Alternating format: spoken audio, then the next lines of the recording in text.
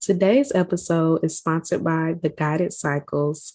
Guided Cycles offers death transitioning services, end of life planning, grief facilitation work, and bedside and community visuals. Guided Cycles also offers a variety of educational projects and upcoming trainings. To learn more, you can visit www.guidedcycles.org. That's www.guidedcycles.org. Also, follow them on Facebook and Instagram under the name Guided Cycles. Hoodoo plants, mamas, get your soul fed and your spirit read. This here ain't no trend. I possess the power from way back when folk were stripped from all of their kin, so they had to find the magic within. Ancestors together my herbs, I conjure at my altar. Voodoo plant mama, I manifest growth and I release trauma. Child, we just out here trying to water our plants and mind our business, you know? Everybody ain't from the deep south, man. Everybody can't have culture like us. Hey y'all, and welcome back to another episode of Hoodoo Plant Mamas. I am your host, Leah Nicole. And I'm Dani B. So Dani B, how are you doing today? How are your plants? I'm good. My plants are okay, I think. I just started reading All About Love today, so I got through the introduction and I'll probably read another chapter today, but I'm going to read it slow just to process everything. I feel like it kept coming up, and I was like, okay, it's time to just read it. Shout out to the listener who sent us an ebook of that. But yeah, that's where I am. I'm a little exhausted, but I'm here. How are you? I agree with your decision to take it slow. I think when I read All About Love, I just read a chapter every morning, but I want to take a page from your book and say that I've had a bad week. So when I was in Mississippi, I learned that, there are, I think the strains of the Delta variant has tripled. And so the rest of my trips were canceled for August and September. And then I came home and there were like 2 tropical storms headed my way, may develop into hurricanes, who knows.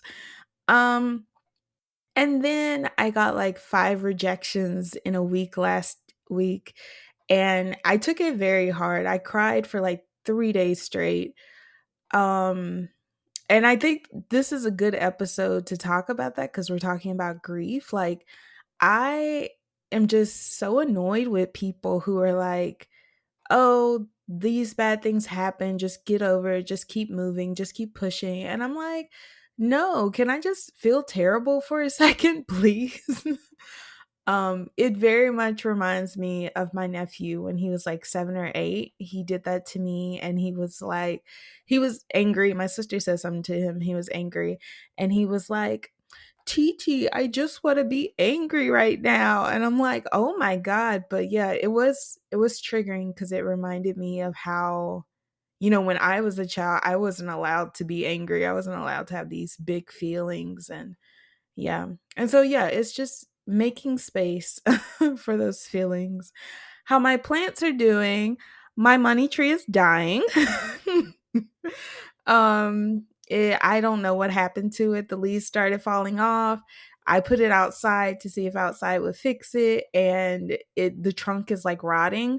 So it's still out there. We'll see. We'll see what happens. So yeah. Anyway, let's get into some gratitude. What are you grateful for this week? So this kind of telling my business, but y'all know I'm a writer. I just finished the Lambda Literary Retreat with the nonfiction cohort. I did not tell them that I had a podcast, but it's in my bio, so maybe some of them will find this. But I'm so thankful for that experience. We got to work with Saeed Jones, who is a writer and poet. And yeah, I'm just so thankful for that experience and for the love and community we were able to cultivate, even though it was virtually. It's usually in California, but uh, COVIDisha is still, rearing her head. She said, "I'm not finished yet." Encore. So, we made the best out of a not ideal situation. So thankful for that today. Yes, amen. I'm gonna say I'm grateful to my hairstylist. Her name's Tosin Elizabeth. She's in the Brandon, Tampa, Florida area. I'm grateful to her because like I was so nervous about going back to Mississippi in August. You know the heat and humidity. Usually I just wrap my hair up and I've really been trying to like listen to black natural hairstylists. And so she when I went to go see her for my haircut before I left, she was just like if you're worried about that, just do this, this, and that. This will help you. And like because of her guidance and her advice, like I was able to wear my hair out in Mississippi. I was not that worried about the heat and humidity. And I think I looked really cute. So shout out to Um, Not a curl out of place. shout out to my hairstylist. Shout out to all black natural hairstylists. So yeah. Wow, that makes me miss my hair. Well, before we get into that amazing interview with Julia, listen, I feel like we're gonna keep saying this, but Julia is like one of those day one supporters when we probably had like what 10 streams in a day, and Yeah. she might tag us and be like, the podcast episode was so, good. And it's a treat to have her as our first interview. So before we get into the interview, here are a few ways to support the Hoodoo Plant Mamas podcast. You can follow us on social media. We're on Twitter at Hoodoo Plants and Instagram at Hoodoo Plant Mamas. You can also rate and review us on Apple Podcasts. To monetarily support our podcast, you can join our Patreon. We brought back the $2 tier for those who want to give every month to show their support. Our $5 all access tier includes monthly minisodes, tarot readings, and plant content. If you prefer a one-time donation, you can give any amount you want on Cash App at $ Hoodoo Plant Mamas or PayPal at hoodooplantmamas@gmail.com. If you're interested in sponsoring an episode, email us at hoodooplantmamas@gmail.com. We especially want to work with Black, Indigenous, POC-owned, and queer-owned businesses. But if you're a white business wanting to support the work of two Black women, we'll take that too. So, as Dani said, we are super excited about this interview. So, let's get it started.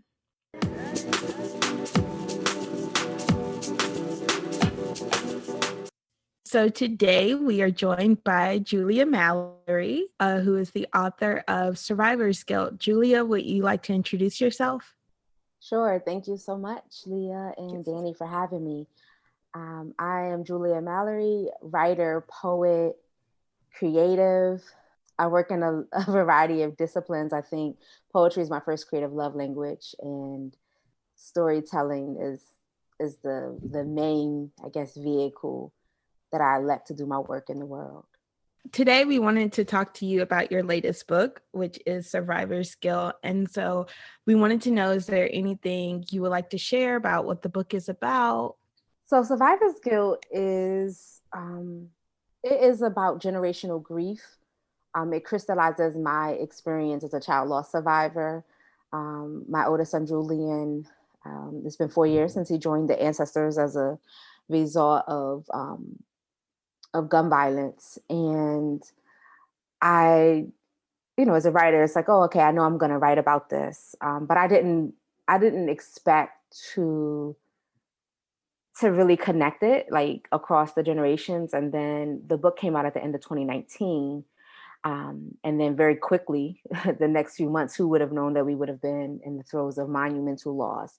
So I actually just re-released it in the spring of 2021 as an opportunity to update it, I think, and to just really mark time to acknowledge, all the folks that we've lost in that window of time. So Yes, I know for me, when I had started reading it, it was really heavy in the beginning. I would have to like read a few like poems and then put it down and then come back to it and then read a few.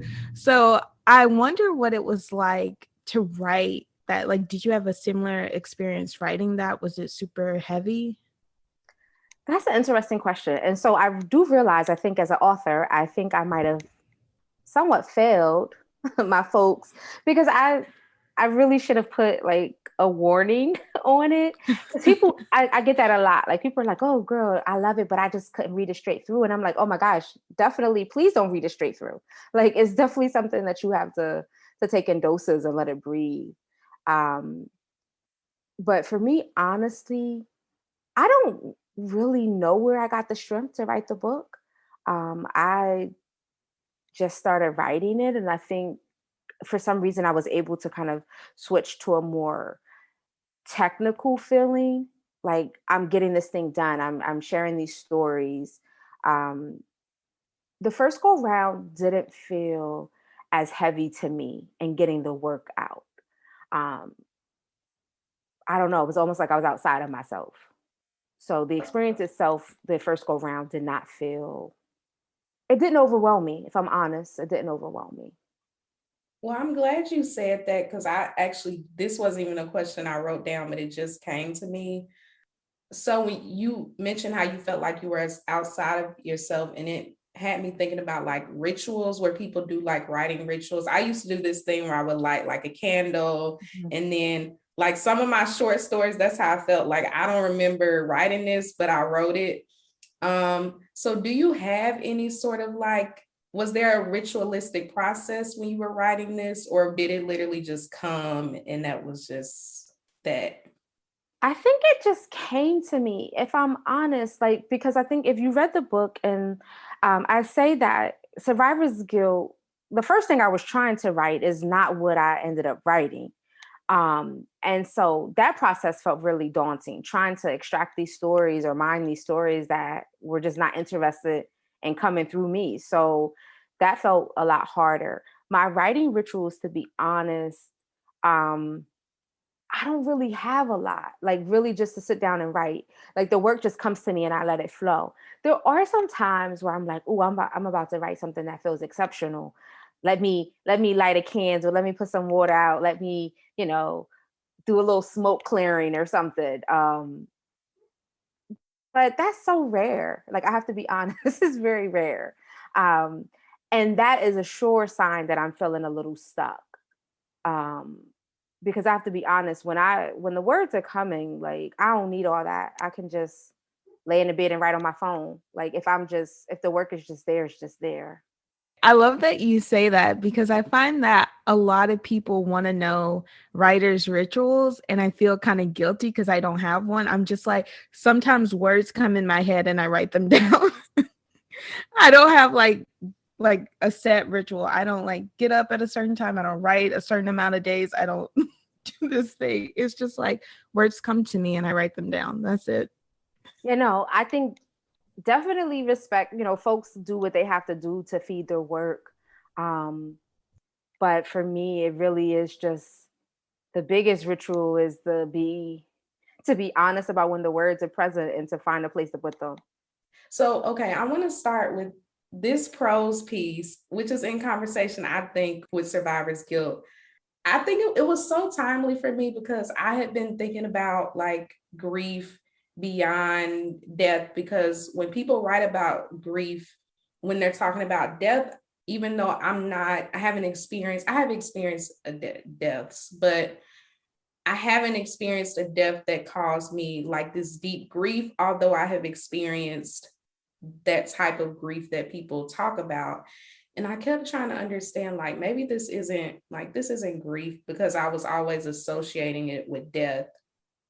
And in that piece, there was like this particular paragraph that I want to read says, grief is birthed from many things, usually why they wait so long to come and see me. For people that haven't read it, there's a speaker that people come see about grief. Okay.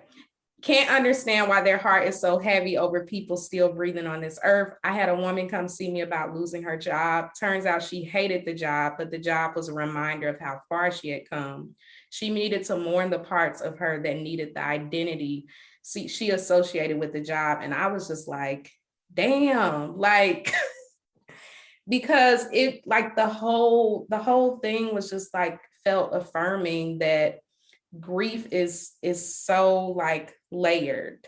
It's not just this one thing. um and so, kind of getting into my probably poorly worded question, um I was so curious about the speaker. And at first, when I was trying to be like fake deep about it, I was like, oh my gosh, what if it's grief? Like, what if grief is the speaker? And then I was like, after a couple of reads, I was like, okay, no. But I was curious about, like, obviously as a writer, you don't have to tell us who the speaker is, but I was curious about like how you came to that speaker that was so wise, but also like this like healer figure, specifically when it comes to grief, even with having like a book as like a reference, almost like their Bible. I'm just curious about that because it was so like, yeah, I don't even have words, but this is one of my favorite things that I've read like in a while, unattached from like a book. So Wow, I appreciate that so much. Yeah, no, thank you. Thank you so much for that. It's a flash fiction story. And how did I arrive there? So I said to myself that I in 2021, I wanted to publish, or was it 2020? I was determined. I knew that I was supposed to publish, in my mind, my timeline, this arbitrary timeline that I often give myself. And I was like, oh, I'm going to put out another collection of poetry. And I started there because I've been doing a lot of genealogy work, and I just felt like these stories were coming to me. But for some reason, I was like, it's going to be poetry. And so I was trying to come up with all these different ways to continue to develop the form that I came up with, the haiku, and I was going to do all these things. But the main thing, the title is derived from um, the title is derived from um, the collection. It was is supposed to be called A Concise Catalog of Deep Grief Objects, um, but there's a book that looks at astronomical objects, and it's called The Concise Catalog of Deep Sky Objects. And then I was like, ooh, what if I could link like grief as being its own constellation? And then there'll be these stories and all of that. So that's originally how I arrived there. And then one day I was just like, oh, I think there's not going to be a collection of poetry. That's dead. I can already feel that. But I'm thinking that I'm supposed to tell this story about the concise catalog of deep grief objects as being a literal catalog. And I don't even know. I don't even know. I wish I had some. I will say sometimes my best ideas come because I just started with the initial feeling that I had, and then I get to where I need to get to. But I really don't know how I arrived at that speaker. I It's not biographical necessarily, but I do think like I've been holding a lot of compassionate space for folks that are grieving. And so I did feel like a special connection to people that are literally seeking out someone to help them manage and mitigate their grief. And so I'm channeling some of that in it. And I definitely had in my mind kind of this kind of everyday person that just does the work without a whole bunch of like excess and how we kind of get into this very aesthetic based type of spirituality and healing. So I don't know. I wish I had like a really good answer to be like, but the speaker is like a real person, but not like an imagined person, and channeling like just kind of just different scenes that I think I've witnessed or things that I imagine. And just some of my own experiences encountering people that are trying to do grief work. yeah, I mean, the speaker felt so familiar, and I was I was picturing like women in my community that I remember being this person that I don't know. It's like every time I interacted with them, I felt like better. Like mostly as a kid, like they always said something sweet to me. I knew that they were a person that other women went to, and so it reminded me of that type of like healer in the community. So yeah, I was super curious, but I mean, I think that's a good answer. I definitely think that sometimes like spirit moves us in particular ways, and that's usually why we just can't pinpoint, like, I don't know, like I don't really have an answer to that. And so but I love that because that piece, even though it's fiction, it spoke to me like in such like a necessary way. So I yeah. I love that you get the kind of like around the way type of energy from the speaker, because I think that is something that I'm also um and I hate to say this because sometimes I'm just writing the story as it's flowing to me. I'm not necessarily trying to make a particular point. And so, but I do feel like in that story, the outcome definitely feels like it's a person that's trying to show like, hey, you can just be a regular person that lives up the street, but that makes yourself available and accessible to people in their time of need. And you can have a practical tool. And some of that is just being able to offer people comfort, right, in a very basic and ordinary way. And so I know that I did not sit down with the intent to write a story that said those things. But as it came and it started to be developed, and I like, um, sometimes I'm good with writing that I'm like, oh, I know what the first line is going to be. Oh, I know what the last line is going to be. This story, I wasn't necessarily feeling the last line. Like I wasn't coming up with the ending so well. And then when you said that you feel like it's in conversation with survivor's guilt, I was thinking about some of those, matriarchal feeling people in my family. And then even so much as using my like great great grandmother's name um, as the person who is the healer in this particular story. So yeah, but I definitely hope that more people find the story. I think I really love it. So I have to probably just promote it more, because I think sometimes when you're publishing stuff, it's like, oh, I shared it that week it came out, and then we move on, which I think is not is definitely not good, right? So I want to make sure to them, like I need to go back and reclaim and reshare that work as well. So I wanted to talk about the additional chapters that you put in Survivor's Guilt with your re-release. So you talk about the historical discussion of whether Black people grieved, felt pain, or cried. And I know you referenced Thomas Jefferson. And then you went into the current pandemic where grief is ongoing and inescapable. So I know for me, like in 2020, when everything slowed down and I didn't have these distractions at work, I didn't have this long commute, I didn't have all of these things stopping me. Like I remember crying for a month straight because there was so much grief that I had been running away from and that I refused to face. And because I had to sit still, I had to face it. So you wrote a few times, we cannot avoid our grief and be free. So I wanted to know your thoughts about grief as a part of liberation work. I don't even know how that phrase came to me, but occasionally, and I might have been in conversation, because sometimes, I mean, I'm an extrovert. I process things sometimes externally, but I'm really thoughtful and deliberate. I think also, and sometimes like what I say. But I think I was in conversation with someone, and I was like, oh wow, okay, I'm gonna write that down, because sometimes like things will come to me in conversation with people.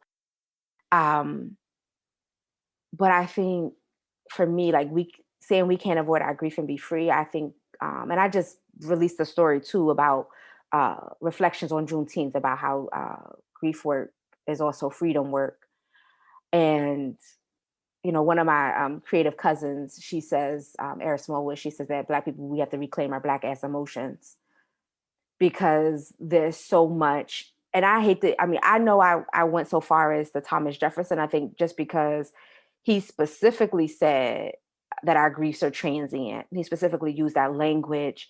And the document that is referenced is interesting because it's a well-known document of his, a well-known paper of his, but I don't feel like historically it's been treated as such like a really bad perspective on Black people. Um, and so in engaging with the text and using that, um, I'm like, wow, I know I went that far back, but it's still something that persists today. A perspective around Black people, like um, everyone always talks about how Black people are so resilient. I'm like, it's even part of my brand tagline. Like, so I get it, but I don't. Resilience is not supposed to be an absence of true reckoning. Like it's not supposed to just be this thing that we just keep. Sometimes we at some point we're going to lose our bounce back. A lot of us have lost our bounce back. And that's the part where I think where we can't run from our grief anymore when it's not escapable. And so I think the biggest thing when I see grief as being a sort of liberatory work and freedom work, I think is definitely this idea of us saying, I'm not going to push past the things that are hurting me or harming me.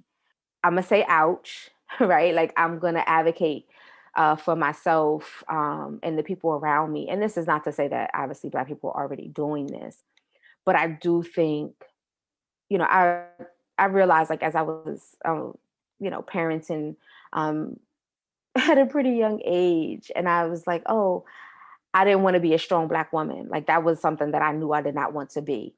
Um, but then it didn't take me long to be like, oh, girl, it doesn't matter if you want to be that or not. Like society already has created the conditions for you to become that. And so I think that part of us, keeping it moving and all of those things, I get it.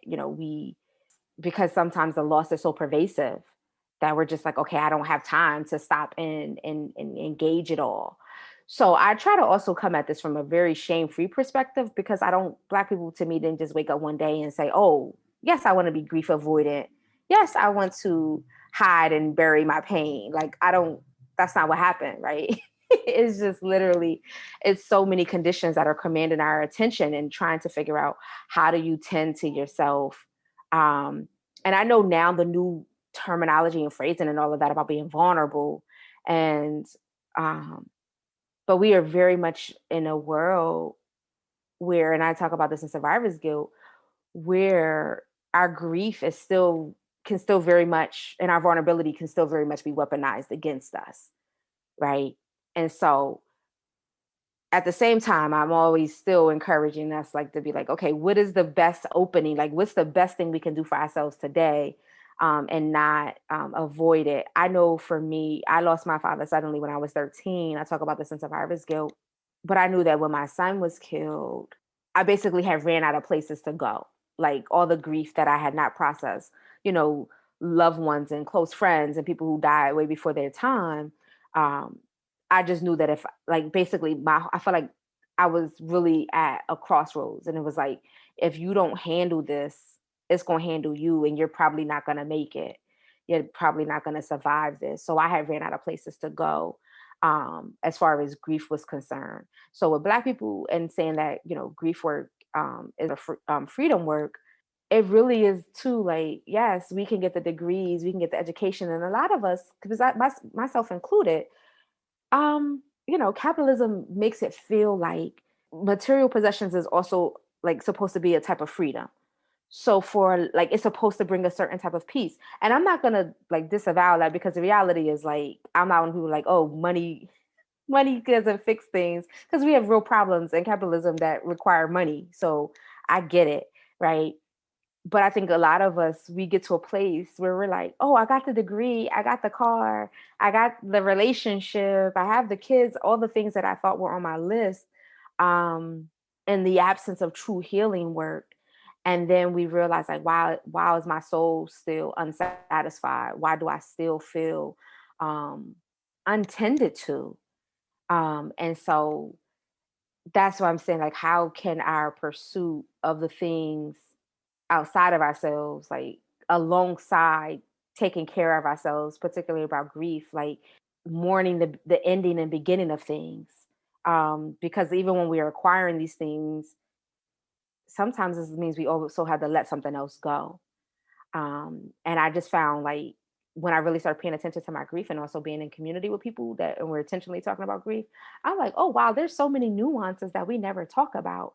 And Dani, I think you were hitting at this about the story, the concise catalog of deep grief objects, about the person who had lost a job, right? And even though they didn't like the job, but the job was a symbol about how they had, how they had like journeyed to a place of where they felt comfortable or where they had a certain level of success. So for some of us, especially in capitalism, where it's just this constant, perpetual pursuit of what's next. So then we get to a place and we're like, oh my goodness, like I don't feel the things that I thought I was going to feel because I did those things. Or I think also for folks like me, like if you've grown up in the hood too, I think there's always this conversation, like people always, when you get into these like traditional professional and academic spaces, there's always like this distance that people require you to put between you and your folks, to say that you really made it. And so even like mourning relationships and all these different things that like no one really, are the things that you're like, oh damn, I really used to like that about myself. Like I didn't even realize when I stopped talking that way or walking that way or eating that type of food or whatever the thing may be. So I talk a lot about grief these days, but I'm like, sometimes it's just really like small things. But just because we didn't really give them their proper place, like eventually it like catches up with us in like a major way. Yes.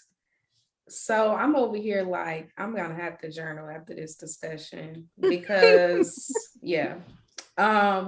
Well, I wanted to build on this conversation of grief work as liberation work because I was thinking about the ancestral part a lot. So the opening section, here be the ghosts, me and spirits, we got a complicated relationship. So I was thinking about grief as a spirit that like hunts, that lingers in space, that mounts us like spirits do or can, and paralyzes you like in certain ways. And I don't think I ever like considered grief as like a spirit until I read this, until I, the poems and prose that were a part of this section.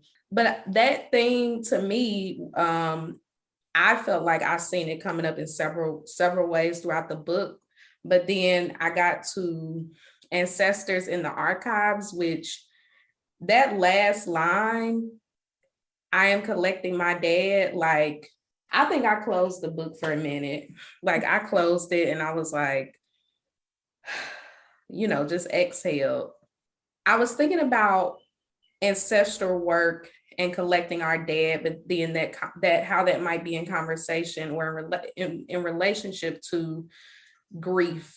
Do you think there is a relationship to like the hunting that grief can be, like how it hunts us in ways, and also kind of like us doing that ancestral work, if that makes sense? Like, yeah.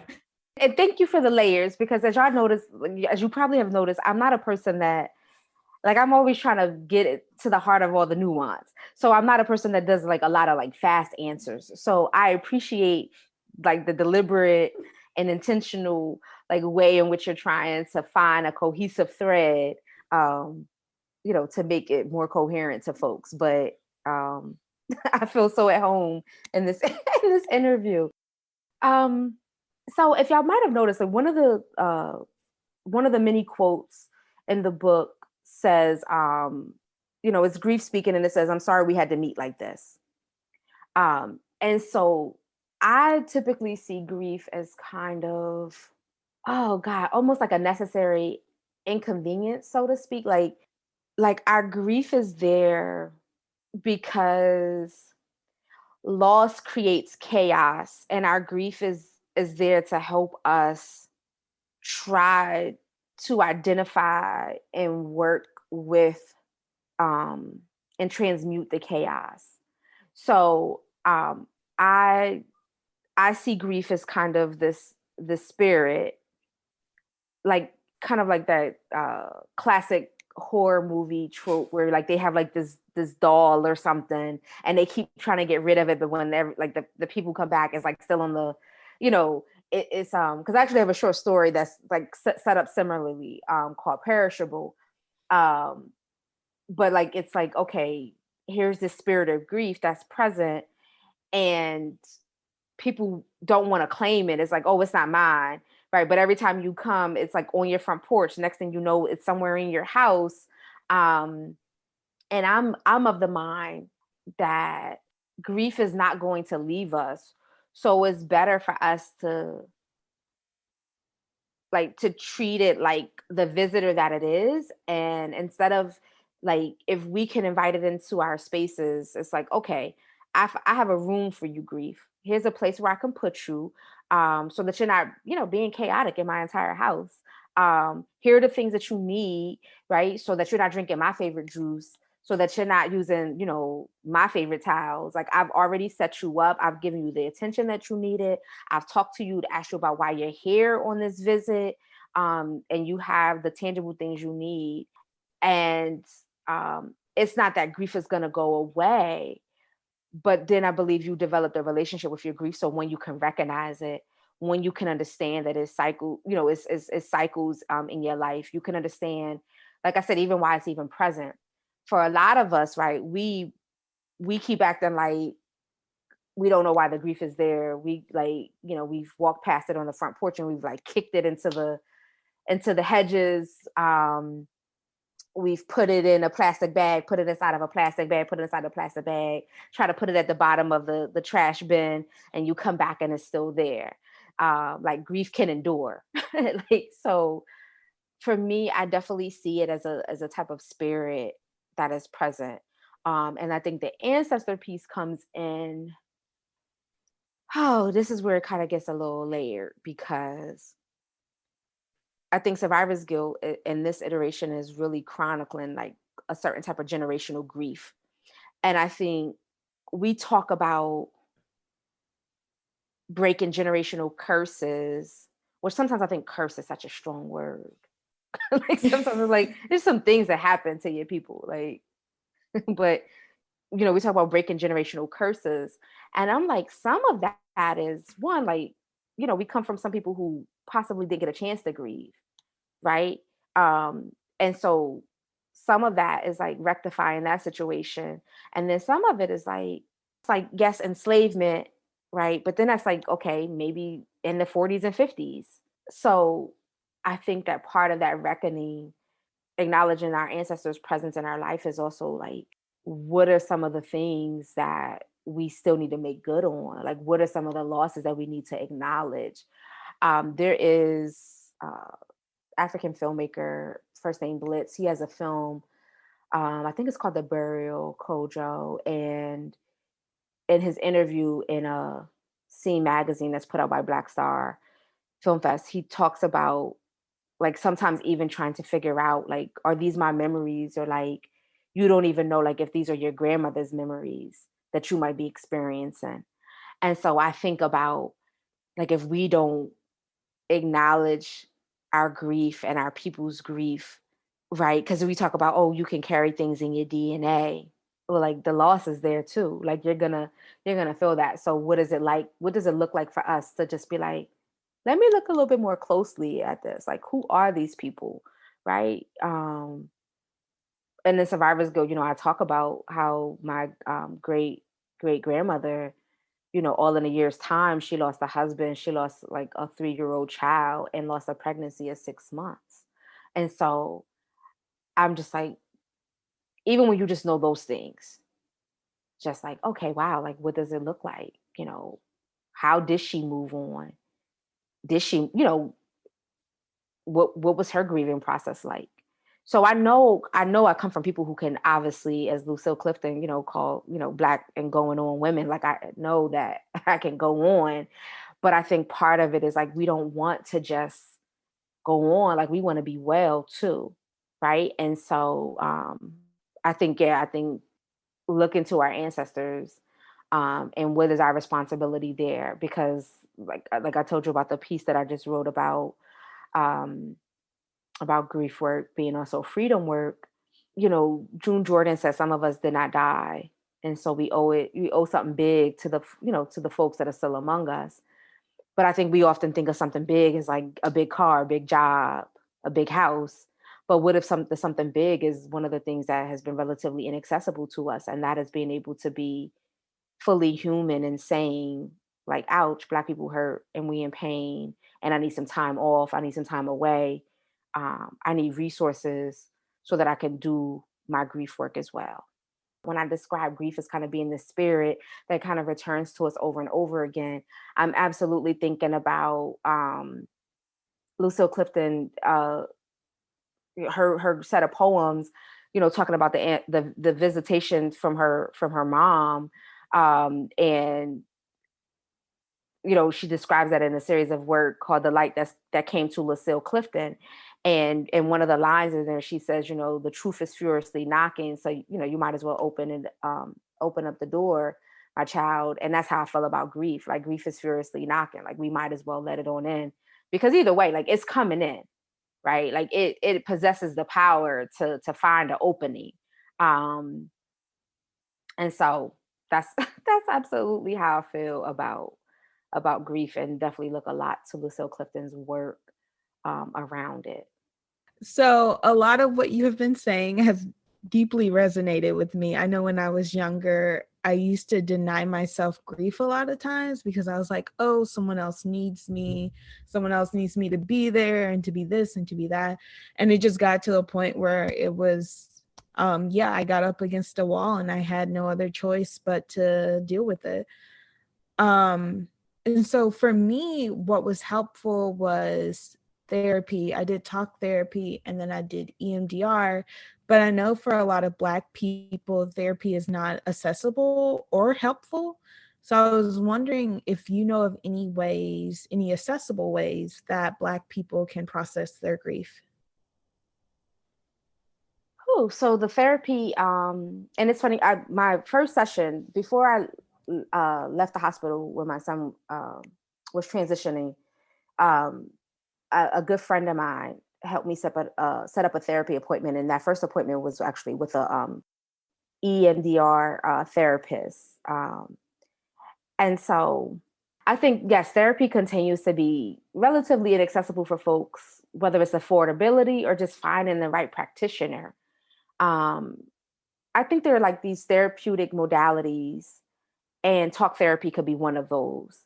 And so, what are some of the other things? I think if we are intentional about saying, I can acknowledge grief's role and presence in my life, and then what are the things I want to do to help me transmute it and maybe even fully acknowledge it? You know, whether that's people joining spaces or joining groups that like offer compassionate space through a workshop, like, I think that can be helpful. If people like to journal, I think there are different types of resources that people can find. Um, any of the creative any of the creative options, dance, you know, playing music, painting, photography, something that just basically is saying, um, I'm not avoiding my grief, but this is the way that I'm walking alongside of it to acknowledge it, I think can be helpful. I also, um, you know, I hooked up also with like a herbalist, someone that could give me different herbs for grief baths. And then eventually I kind of came up with my own mix, and then I like offer some of those to my friends and my people. Tinctures. Oh, also energy work. I'm also an Reiki practitioner, so um, I definitely believe in doing some type of energy work to help the grief, you know, move throughout the body. Um, and so I think those are some of the options. Um, Meditation, movement meditations, I think are also helpful. And I think what I always tell people to do too, like, try some stuff. Like, even just being intentional in a way that you were not before. Like, I feel like that can even make a difference. Like, and I'm not doing like, let's say I just now I might have mentioned 7 things. I'm probably not doing all 7 things at one time, right? It's like, oh, as needed. And so I think that sometimes overwhelms people. I remember doing a, I hate even calling them workshops, but I remember doing a grief workshop, and with two people that I knew were present, and they were like, "You mean I have to do grief work like for forever?" And I'm like, "Yeah, but it's not like that. It's not like every day." Um, like, but at the same time, the reality is like the grief, the loss is always there, but like not all losses are the same. So sometimes it just needs you to acknowledge it. And everybody's grief doesn't show up in the same way. So for me, I'm not sure we always talk a lot about the physical symptoms of grief. I know we think of like a broken heart, that sort of thing, but like I can physically feel the grief kind of like buzzing in my body when it's overactive, or I get this really heavy body feeling, but only in my shoulders and my arms. And so then I have to find ways to kind of, you know, to move it about. So I say that to say that people, like, don't be overwhelmed like by the possibilities of what you can do to acknowledge your grief. And you don't have to do all the same things at the same time. Some people just need a little a check-in. I was regularly going to therapy after my son passed, probably a couple times a month in in the first year, and then it kind of slowed up, and now I probably talk to my therapist like every so often, and especially like when if I'm keeping track of those. This is why also I think it's important to kind of like know what's going on with your grief, because when those anniversary days come up and things like that, like sometimes we're like, oh my god, I just feel so like, what's wrong with me? And then you're like, oh shit, it's literally like the day or the week. So be patient with yourself. And if you have the potential, like I'm like, hey, like I'm not signing up for anything within this 2-week window, or I don't want like I can't do interviews, or I can't book workshops because I don't know how it's going to present. Sometimes it goes by without a hitch. It's like, oh, like nothing, it was fine. And then sometimes it's like, oh, I wasn't expecting I wasn't expecting to be down for a couple of days. But I think if we don't know it, we also can't like align, like we can't line up our supports. We can't put people on notice. We can't, call in care, all those different things. So what can people do? I think it's really finding something that it allows you, that helps you to kind of move energy, that helps you to transmute what's going on. And we're not all going to want to do the same things. And also just try some stuff. Like, I'll be honest, like sometimes I find some stuff corny and I just don't want to do it.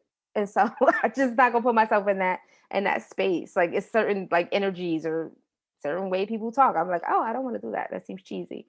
Um, so find people that you feel comfortable with. Find people that you're like, oh, you kind of like remind me of like that type of person, and so I can rock with you. Like, that's fine. You don't have like, there are lots of different type of healing spaces. Find some out that look right for you. Like, it's perfectly okay to keep trying until you land on something. Um, yeah. Man, I agree with that because I literally, if I don't like the sound, if I don't like the way somebody talks about something, I'm like, yeah, I'm good. People will recommend stuff and I'll go read the description. I'm like, but what works for other folks is fine. But yes. Absolutely. And I know, like, too, also, and I know for Black folks especially, because a lot of the work that I do is definitely in community with Black people. And so I know that for some of us, um, we feel most comfortable when we're with folks like us. And so I understand that feels like a certain type of safety, a certain type of protection. And so I get it. Like, I absolutely get it. So I always tell people, even when they come to my space, I've had spaces that are like really open to anyone, but I always let people know, like, this is the energy that I'm coming from. So please know that if you come to this space, like, I'm absolutely centering Black folks and um, pulling work from a variety of sources that are most likely created by Black people. And so, you know, just so people understand that. But I think I get it. It can be a little daunting when you have to keep trying things out, and especially if it requires an investment of time and money, and people don't obviously always have an abundance of either of those. So, and hell, just ask somebody for a referral too. Like, sometimes you do gotta like be like, okay, I have to ask somebody. Like, I can't just rely on like Instagram stories. Like, something like, hey girl, you seem a little lighter these days. What you been, what you been doing? Before we end, did you have any other final thoughts that you wanted to share? I think I'm always trying to encourage people that find themselves dealing with grief and just saying like you're on your own timeline. Um, that you like it's definitely like we have to resist this way of just rushing and pushing past everything that we feel. And I think that it's really okay, um, like to turn inward and to focus on yourself, and to prioritize like your emotional needs. And I know it can be difficult because even like I tell people like I'm still grieving. Like I still have to grieve. Like there's a part of my identity that was absolutely still attached to being Juju's mom. And so there's a part of me, when you have a child and you have all these hopes and these dreams and things like that. And yes, I'm still trying to live a full life, but there are parts of me that still are never going to align with that. And so for that, that makes me different in a sense.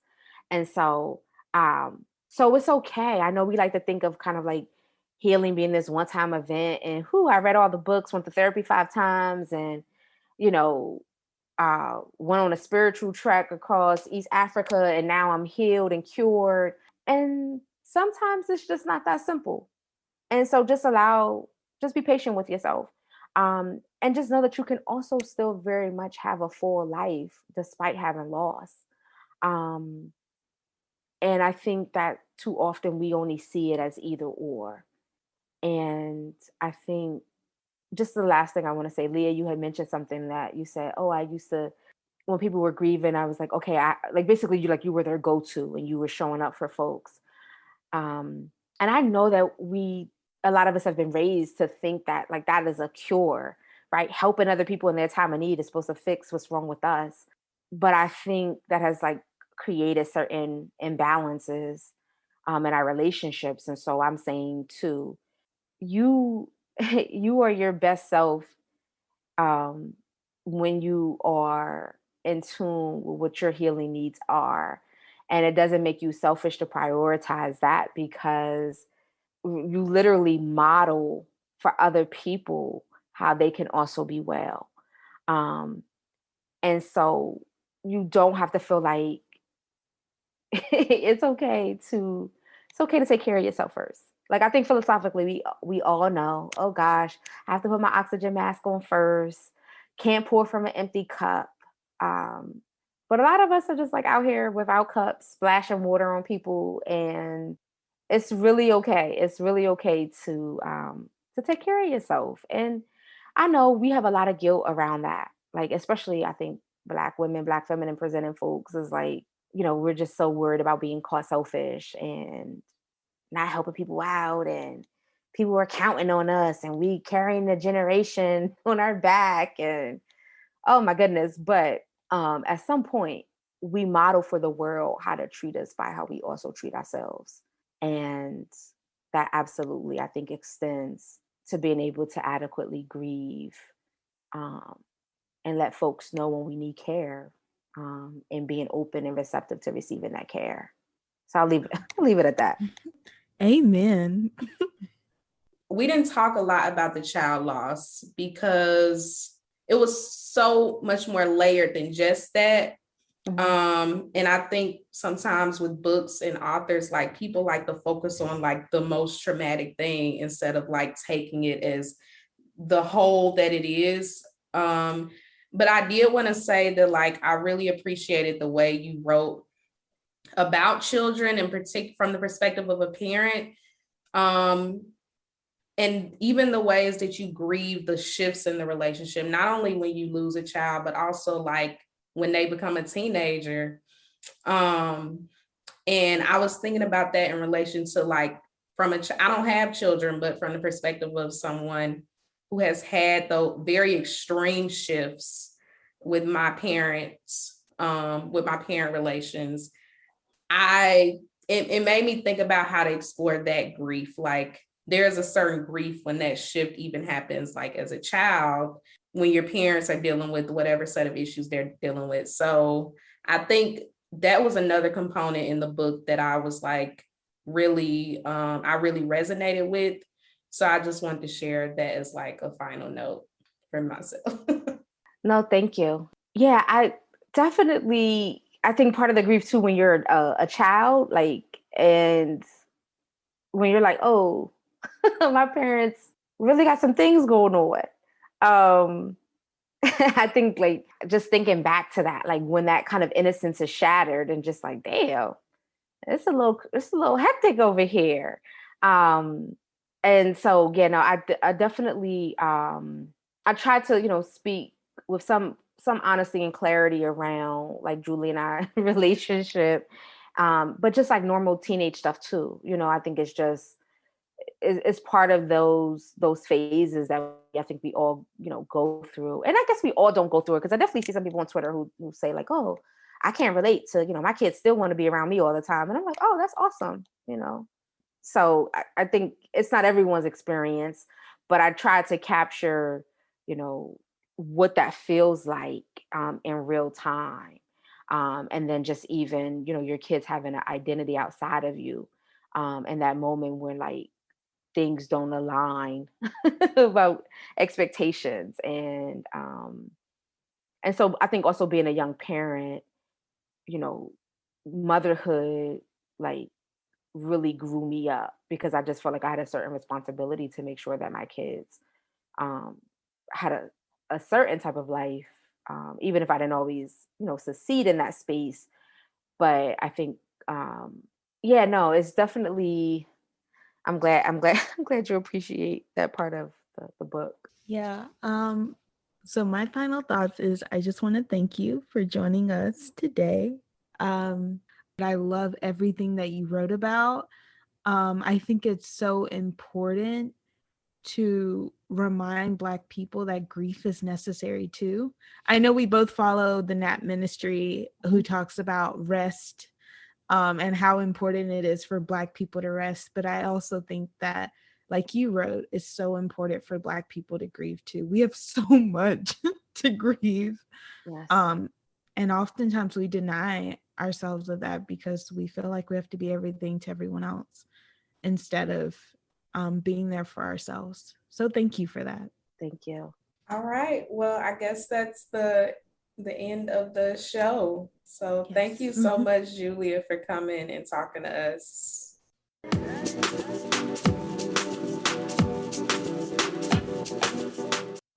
Wow. Well, so Leah, what are you still holding on to from that interview?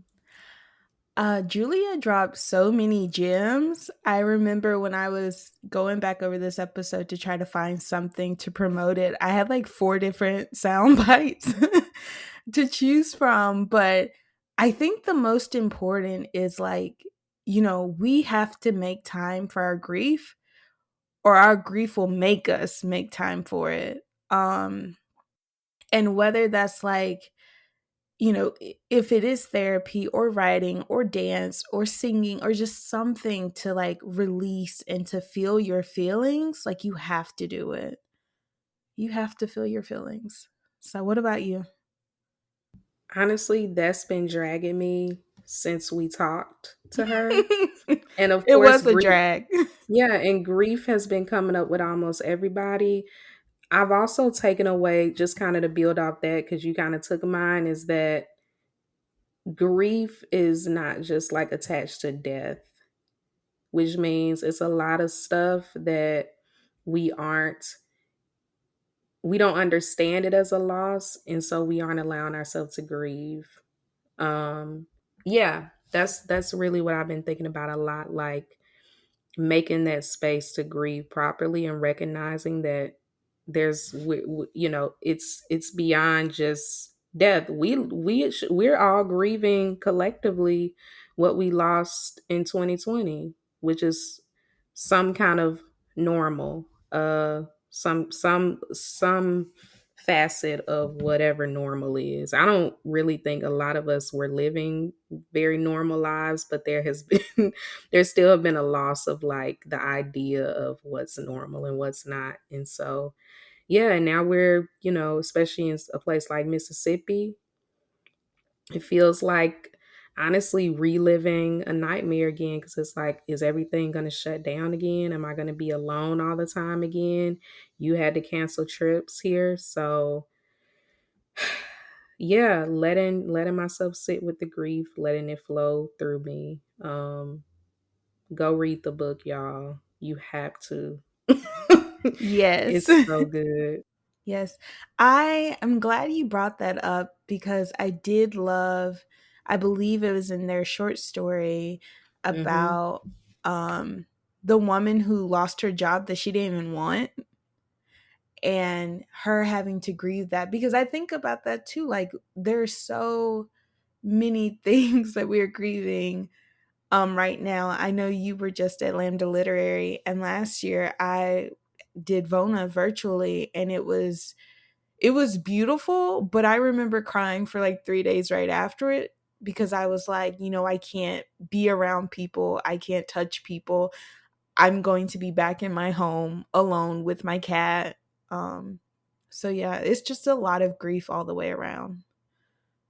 Let me just say, when I remember the moment when I cut off, when we logged out of the Zoom after our virtual farewell event, the silence, of the loneliness of like, I've been experiencing all these people virtually, and like with the click of a button, we're just no Gone. longer. Woo, grief. Yeah. So yeah, I Yeah. mean, please read Julia's memoir. It's so like, it's just rich and soulful, and I hate to be cheesy, healing, but I feel like it can Mhm. help you. Um, you know, it can help you through that process in certain ways. So Yeah. So, if you like this episode, you can like, rate, and review Hoodoo Plant Mamas on Apple Podcasts. I know we've already gotten 4 new 5-star ratings, so thank y'all so much for that. I know people are giving us 5 stars. wow. Well, if anything from the show resonated with you, make sure you share it with us on social media. Please tag us and tag Julia. If she says something that you liked, we'll put her information in here. Show people love. You can find us on Twitter at Hoodoo Plants and Instagram at Hoodoo Plant Mamas. Stay tuned for our next episode. Bye. Bye.